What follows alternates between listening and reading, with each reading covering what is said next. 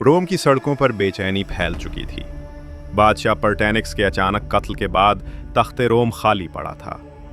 महल के दरवाजे पर मौजूद शाही मुहाफिज प्रेटोरियन गार्ड्स, जो कभी सल्तनत के वफादार हुआ करते थे, अब खुद ताकत के भूखे दरिंदे बन गए थे। वो समझ चुके थे कि अब ताजो तख्त उनके हाथ में है और वो जिसे चाहें बादशाह बना सकते हैं। उस रात महल के सहन में उन्होंने वो फैसला किया जिसने रोम की इज्जत को मिट्टी में मिला दिया। उन्होंने ऐलान किया कि तख्त अब नाइलाम होगा। जो ज्यादा सोना देगा वही रोम का बादशाह कहलाएगा। ये लम्हा रोज की तारीख का सबसे स्याह दिन था। सुबह होते ही दो अमीर रोमी सरदार मैदान में उतरे। एक था टाइटस फ्लेवियस सल्पिशियानस, पिछले बादशाह का सुसर, और दूसरा था मार्कस डिडियस जूलियानस, जो दौलत, लालच और ऐशो आराम में डूबा हुआ शख्स था। दोनों ने महल के दरवाजे के बाहर खड़े सिपाहियों को रिश्वत देने की दौड़ शुरू की। सल्पिशियानस ने वादा किया कि वो हर सिपाही को 10,000 दीनार देगा, मगर जूलियानस ने ऊंची आवाज में कहा, मैं तुम्हें 25,000 दीनार दूंगा। सोना चमका, लालच जीत गया और सिपाहियों ने जूलियानस को जिंदा खुदा की तरह सलाम किया। वो महल के अंदर दाखिल हुआ।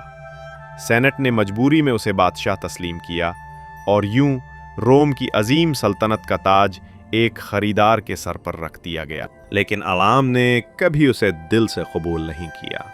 रोम की गलियों में नफरत की लहरें दौड़ने लगीं। लोग उसके मुजस्सिमों पर पत्थर फेंकते, दीवारों पर लिखते, ये बादशाह नहीं, ताजिर है।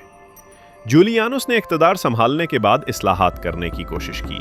उसने खजाने को भरने के लिए नए टैक्स लगाए, सड़कों की मुरम्मत शुरू करवाई और फौज को मजीद इनाम देने के वादे किए।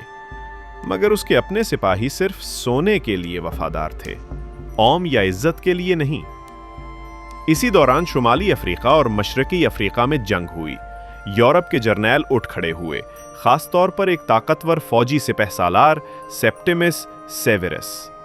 उसने ऐलान किया कि वो रोम के तख्त के लिए मार्च करेगा ताकि नाइलामी के दाग को धो सके। जब ये खबर रोम पहुंची तो महल में खौफ की फजा छा गई। जूलियानुस ने सेनेट से मदद मांगी, फौज को इकट्ठा करने की कोशिश की, मगर किसी ने उसका साथ न दिया। अब वो तन्हा था, दौलत के महल में कैद एक डरा हुआ इंसान। उसके अपने मुहाफिजों ने भी उसे छोड़ दिया। 1 जून 1903 ईस्वी की सुबह वो अपने शाही कमरे में बैठा दुआ मांग रहा था कि दरवाजा धीरे से खुला। उसके अपने सिपाही अंदर दाखिल हुए। किसी ने कुछ न कहा, बस एक तलवार चमकी और एक बार मैंने तुम्हें सोना दिया था। वफादारी नहीं मांगी थी।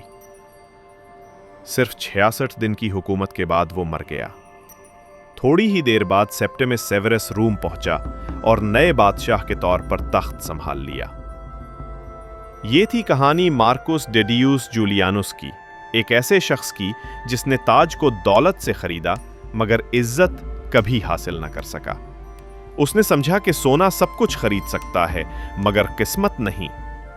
तारीख ने उसे याद रखा, मगर फख्र के साथ नहीं बल्कि नफरत के साथ। वो मिसाल बन गया उन सब के लिए जो समझते हैं कि ताकत पैसे से आती है, किरदार से नहीं।